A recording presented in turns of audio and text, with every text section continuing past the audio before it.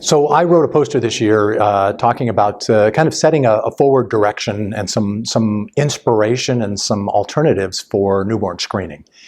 We love the newborn screening system. It is very complex. We talked a little bit about that in the paper, but I think most of your audience probably recognizes that.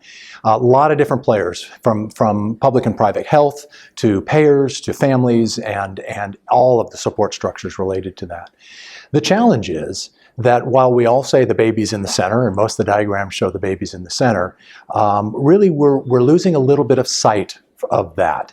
There's so much structure, and there's rules and there's processes that we have to get through that sometimes we never forget about the baby, but it's not always baby-centric.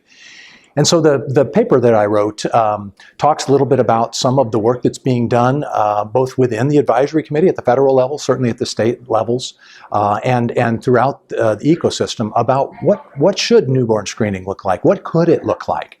How can we make it better? How can we build on what we have?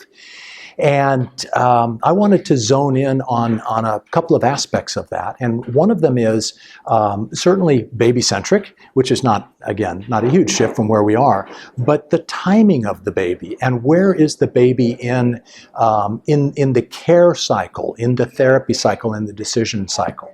Newborn screening is a diagnostic tool. Really should be a screening tool that gets us to diagnostics, but more and more it's becoming a diagnostic tool.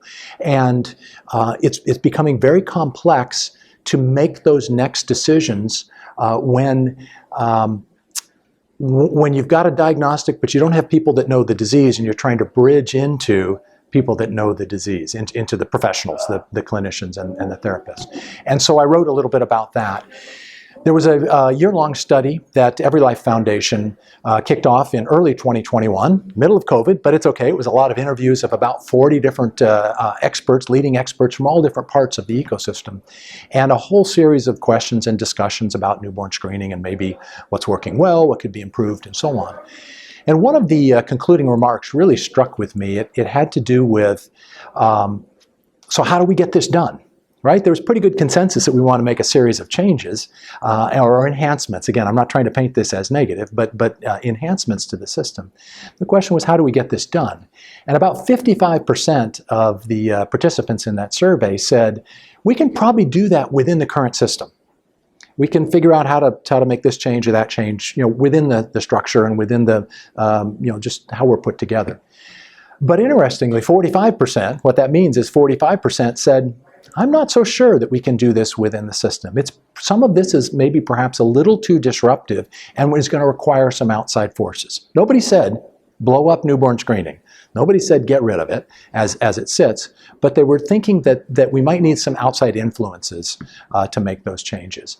So we elaborated on that a little bit in the paper. Certainly as we look at things like genomics and how does genomics fit into newborn screening, we've always said it's too expensive. It can't be part of it. We don't, it's not accurate enough. There are too many VUSs.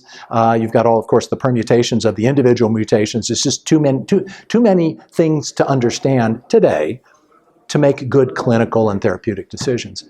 But it's coming. The question is, how soon is it coming? And are we helping it to come?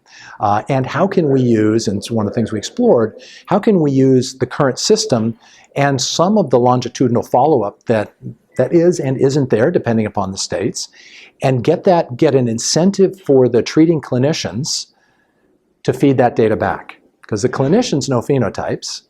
They may or may not care a lot about the genotypes, but these days many of the rare disease families, and certainly in the MLD community, are being sequenced. How can they feed that back so the people that can correlate those things and put them together can improve that genotype-phenotype understanding and therefore make better decisions, not so much for that child, but for the next child. And so it's continuous improvement.